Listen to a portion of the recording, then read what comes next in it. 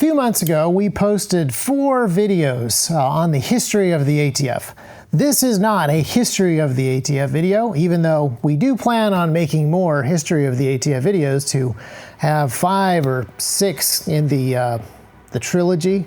But this is not that. This is the case files of the ATF. We're not looking at ancient history. We're looking at very recent examples of what the ATF is up to.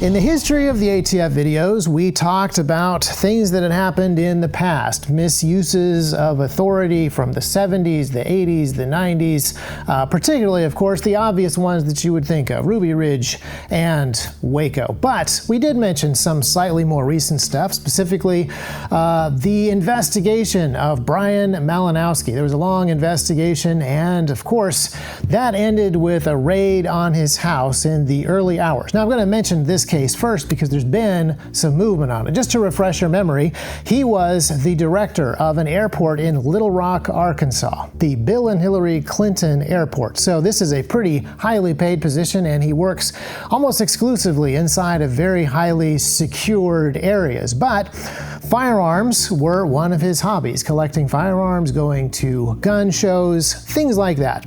And so the ATF investigated him for a very long time. Now again, this is a guy who works at an airport. This is a guy who has an authority position and is very easy to talk to and very easy to approach, to ask any questions that they might have about anything that he has purchased or owns in his house. But that is not what the ATF decided to do. They decided to kick in his door in the early morning with no body cameras running and turning off his power and his Wi-Fi and taping over his battery-operated security camera on his front door. Well, nobody knows what happens because all the cameras were off. But when the dust settled, he was dead shot by the agents.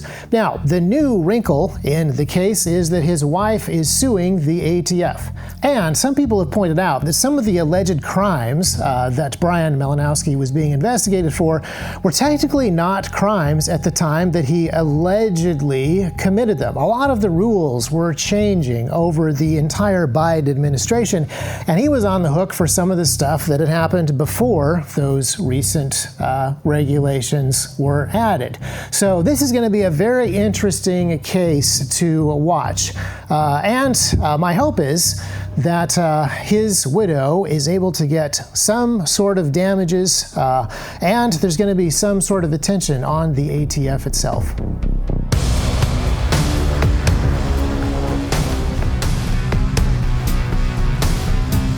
The second raid that I want to look at is Mark Manley. Now, the good news is that nobody dies in this case.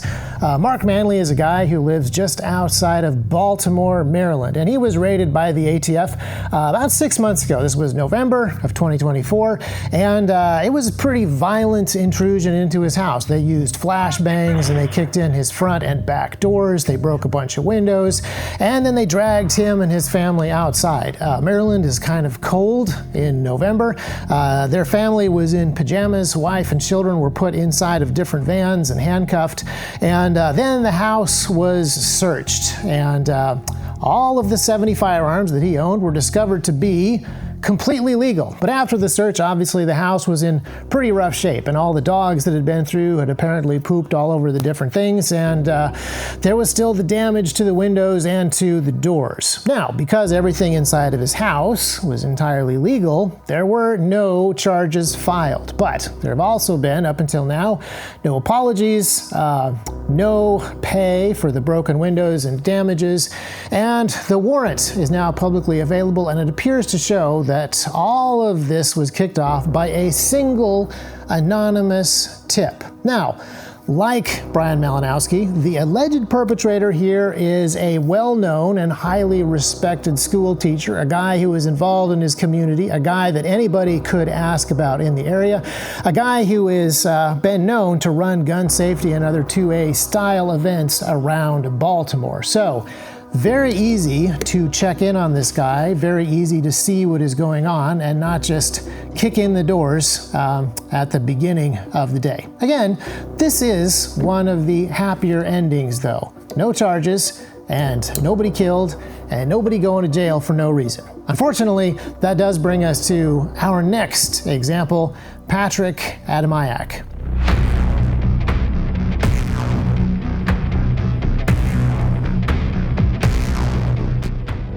So Patrick Adamak is a very sad case. This all happened a few years ago. At the time, he was a U.S. Navy seaman. I believe he was Master at Arms, First Class. And all of the weapons that he owned were legal. But the manufactured charges and the evidence that was collected has been tweaked over the course of the trial. So let me get into what exactly he was doing. He was buying and selling weapon accessories and replica weapons. As a Master of Arms in the Navy, this was obviously something that was part of his day job, but it was also a passion and a project of his.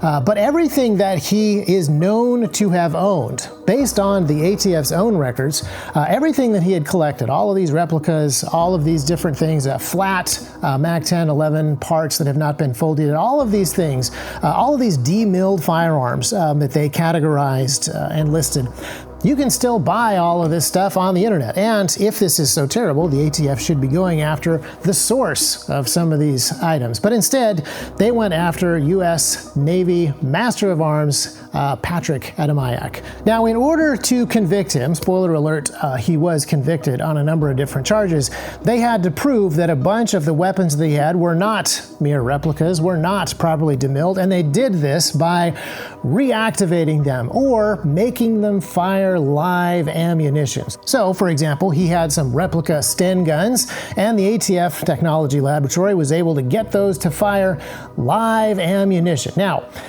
if the definition of a firearm is something that fires live ammunition, then we kind of have a problem, because there's a lot of things that fire live ammunition. There are zip guns that probably fall into that category, but then there are things like campfires and house fires. These things all detonate live ammunition. In fact, I could put a bit of live ammunition inside of that vise over there, hit it with a hammer, and then somehow we've created an actual firearm that's going to get us in some sort of ATF trouble.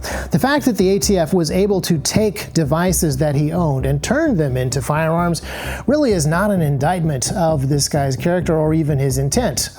This room, as I pointed out, is full of not only actual licensed firearms, but random bits and pieces of stuff that, if you worked hard enough on them, could fire live ammo. And then the worst example of this, from a criminal perspective, is his replica RPG-7 launcher. Now, you probably know the RPG-7 well, and it's a very, very common item in most of the world. In the United States, it's only common as a random prop. There are dummy grenades that you can buy on Amazon right now. There are demilled launchers, and there are training launchers. Now, it's not clear to me whether he owned a demilled actual launcher or a demilled training launcher, because the ATF is very bad at documenting some of this stuff. There are RPG-7 trainers, which are just the grenade itself, and what that contains is a barrel, like an AK-47 barrel, that takes a standard 7.62 by 3.9 piece of ammunition, live ammunition. So you can see where this is going. Once you put that inside of the actual launcher and you pull the trigger, it fires a single 7.62 by 3.9 bullet.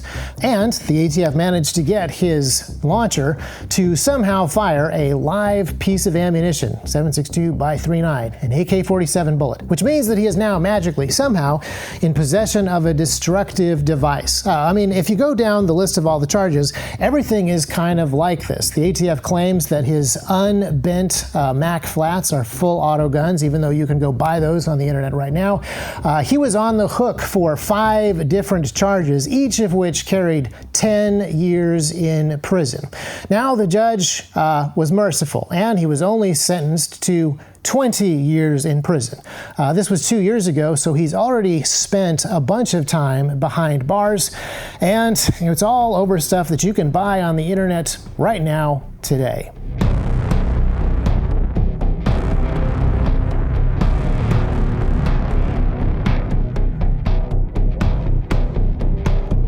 Our next case also involves somebody who is a member of the government. In theory, the ATF should be a little bit more lenient when it comes to active duty military personnel or fellow law enforcement officers, but that was no help to Federal Air Marshal David Shiffley. Now, something was happening in 2020. I can't remember exactly what it was, but it caused air travel to be down, and that is why the air marshals were doing less flying, and David Shiffley was spending more time at home working on his organic farm. And he made the mistake of purchasing an oil filter off the internet.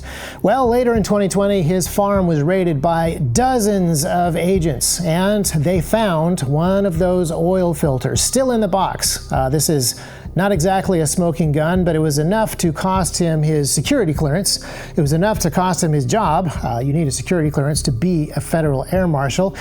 And it was enough to get him 8 months in federal prison. I think overall he was in jail for 10 months as all of this is happening, and he still has a lot of probation to get through. The oil filter that they found, again, is still in the box. They never alleged that it was actually attached illegally to a firearm, just that was the intent.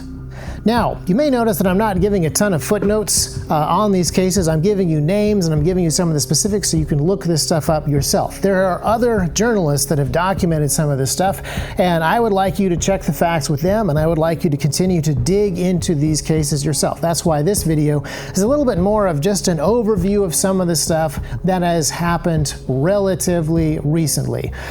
David Shiffley still needs some help. He is out of prison. I think he's still in probation, but his case needs some sort of review or appeal. There needs to be some way for this felony to be taken off of him. Maybe he will never have his job back, but at least free him up. He's got a lot of kids and he's got this organic farm, and that's probably why he didn't have the money for a significant case. But the next case is even worse.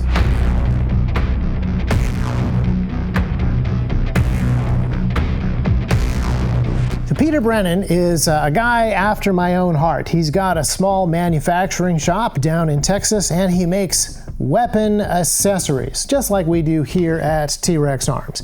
Well, in the spring of 2023, he was raided by the ATF. They came in and pointed guns at everybody, including his kids. I should probably point out, it's very interesting to me how many of these cases involve ATF agents coming in and pointing guns at kids. I know a lot of law enforcement officers who completely change their tactics and their expectations, or even the raid happening at a person's house itself, if they know that there are children present.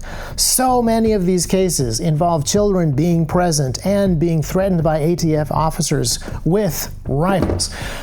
So the ATF comes in to his shop, and not only did they kick in the doors and point guns at his kids, they also confiscated a whole bunch of stuff. They seized all sorts of tools. They seized parts, not even firearm parts, but just parts that were going to eventually, potentially, possibly be in something that is a firearm. They stole hard drives and computers. They stole phones, and they also took his passport and loose cash. Now, this is interesting because Peter Brennan is not an American citizen. He is an Australian citizen who has been living in the States for a long time, setting up this particular shop.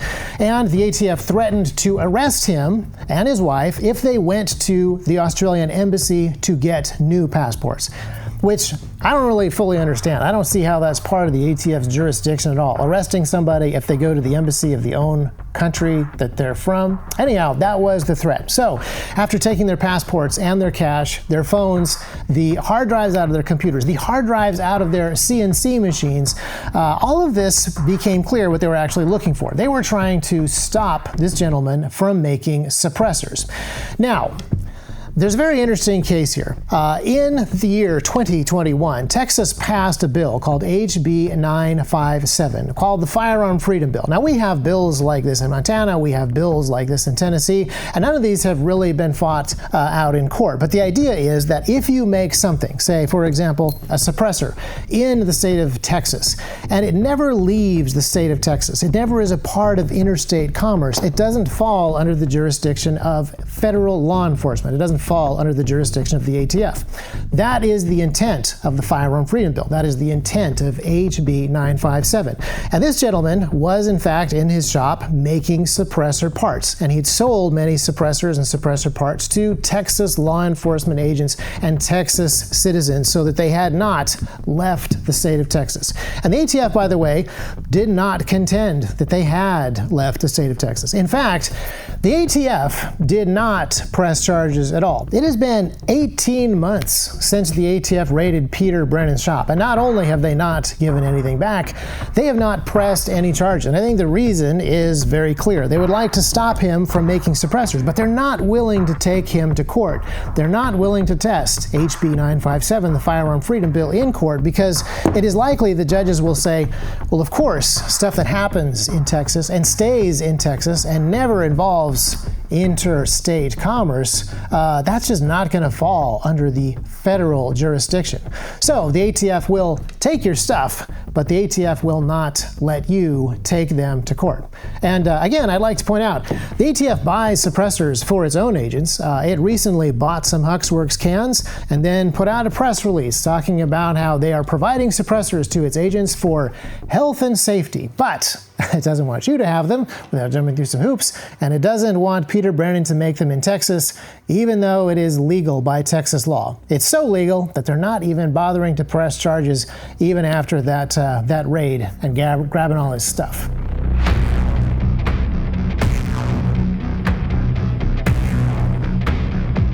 Now, this next case is interesting because it involves just kind of making stuff up. I mean, the other cases feel like they do too, but this is an extra level of just kind of making stuff up. There is a gentleman named Toranto. I don't know much more about him, but he is a January 6er who was recently pardoned by Donald Trump. He's been incarcerated for a while, basically because he's a January 6er. Because he was pardoned by Donald Trump, some new charges were created for him. Apparently, he is the owner of a CZ Scorpion, which is a pistol.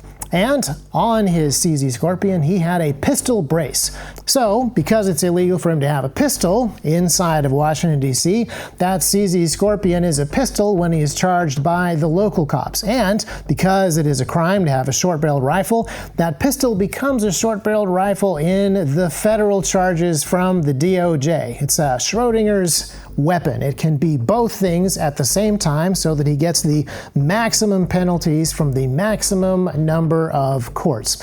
Now, interestingly, all of this happened this year. I think it was in the middle of February. And this is after Donald Trump has come into office. This is after he's pardoned a bunch of people that these new charges drop. And some of the charges obviously come from Donald Trump's own DOJ. So there was a significant amount of pressure online, most of it on X or Twitter, whatever you want to call it. It can be both. X can be Twitter and X, and it can offend the most number of people possible. Interestingly enough, the pressure was significant, and it was enough for the DOJ to drop the charges. So now Toranto is only being held on pistol charges for having a pistol in or around Washington, D.C. But that doesn't mean that we've solved all the issues with pistol braces. Some of these rules have been vacated. Some of these things are still theoretically up in the air. But remember that the DOJ can still press charges at any time, like they did against a guy who's been sitting in a jail cell for a while and possessing something that clearly and definitively was defined as a pistol by the manufacturer, the reseller, and even the Capitol Police. Now, I want to finish the video with this particular case because even though we have Donald Trump in office, we have a whole bunch of rules being vacated, we do in fact have better people in the DOJ, and we have some great statements coming out of even the ATF about some of the new ways that they are going to run things for the next 4 years. There will be confusion over a bunch of these issues. This right here is a 16-inch barreled regular rifle. This is a 14.5-inch short-barreled rifle. The difference between these is either 1.5 inches or 10 years in prison, depending on what people think. And the issue is even more confusing than that when you look at the individual accessories. The difference between a pistol brace and a rifle stock is $15 or 10 years in prison. And you always have the opportunity for judges and prosecutors who don't know what they're talking about to make the wrong call, as is in the case of Patrick Adamak. And it's really important that we have an opportunity to clean up some of these things. There's just a huge amount of confusion, not only over these issues, but within the actual rules and the code. I have here in my hand what is obviously a pistol. This is a Browning high power that was made in Canada and imported into the United States. And this is the holster that it comes with. However, there is a very special capability that we can demonstrate right here. Now, you might think that this has just become a short-barreled rifle. It's got rifle sights. It has what is obviously a rifle stock, and it has considerably less than 16 inches of barrel length. However, the ATF created a special carve-out for this weapon and this weapon in particular. Because this was made ahead of time or out of state or in a very different circumstance, and they determined this is more of a collectible and less likely to be used in firearms, when you attach this item right here, this does not become a short-barreled rifle magically by way of just pure code definition that probably almost nobody knows. So the odds of you getting arrested for possessing something like this are pretty high. The odds of you getting charged for possessing something like this may be a little bit lower because we have all this confusion, all this gray area in the code. In the last couple of weeks, there's been a huge amount of conversation about suppressors and removing suppressors from the NFA, which would be great. There's no reason for this particular device to have such a high level of scrutiny and such incredible penalties attached to them. The tax to own a suppressor is $200, which, thanks to inflation and various other things, is now pretty affordable. There is no other $200 tax that sends you to prison for 10 years if you fail to pay it, or you fail to pay it on time, or you make a mistake in your paperwork. There is no other $200 tax or regulatory issue that has the sheer level of penalties that the NFA does. And so I think it's really important that we don't just look at suppressors, but we look at the entire thing. We have an opportunity now, as the budget bill is going through the Senate, to add the Short Act and remove some more things from the NFA, to clear up some of this confusion and to make it harder for the ATF to make these kinds of mistakes. So I want you to pay close attention to the news so that you know what's actually going on. And we will continue to keep an eye on the ATF for you. But I want you to be paying attention as well.